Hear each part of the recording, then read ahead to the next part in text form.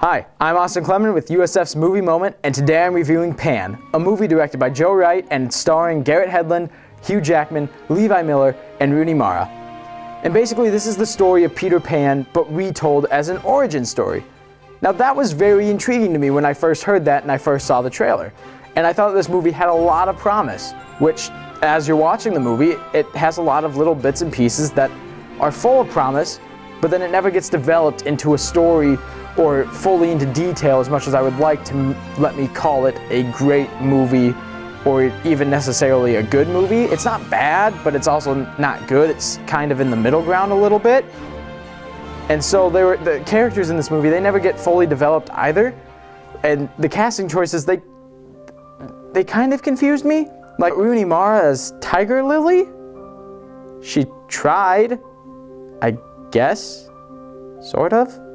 Maybe? I will say this, I did like Hugh Jackman as Blackbeard and Levi Miller as Peter Pan. Those were some good casting choices, and they actually seemed to try and did their best considering what they were given, which wasn't very good to begin with, as the writing was a little bit and the directing by Joe Wright was a little bit like he was trying to be like, you need to go fast. Oh wait, no, don't do that. Oh, go fast. And yeah.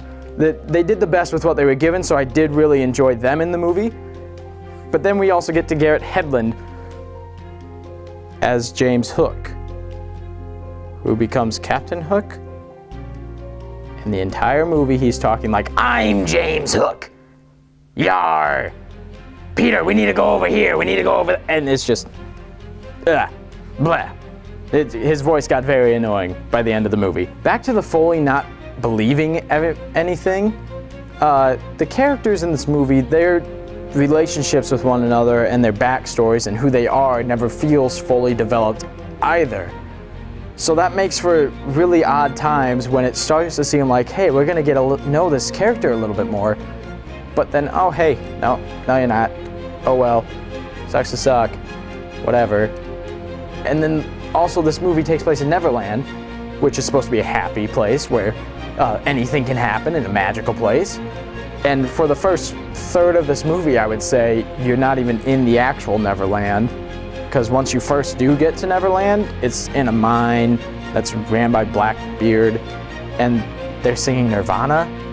It smells like Teen Spirit for some reason, whatever reason. That's a hard image to erase from my mind. It doesn't make any sense.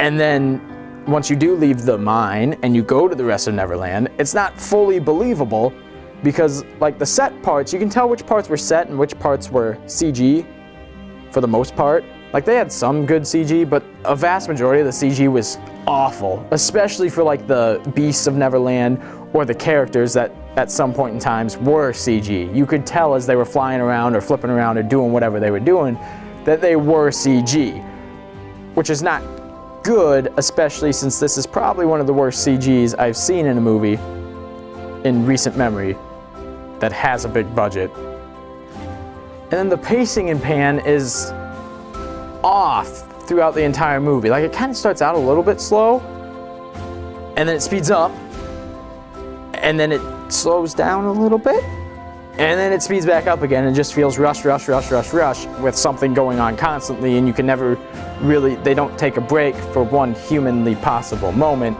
to just breathe and let it all in so that way we can catch up with them, which makes the movie, even though it feels rushed, also feel a little bit longer than it actually was, which is odd.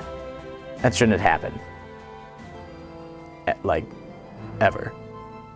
All of that aside, however, I would say that the movie was a little bit more enjoyable than I did expect it to be, because I didn't go into this with very high expectations at all. But then also, I would not recommend that you see this in the theater. I would recommend that you wait until it comes out on like Redbox or Netflix or something and get it then. So all in all, I'd give this movie a 6.7 out of 10.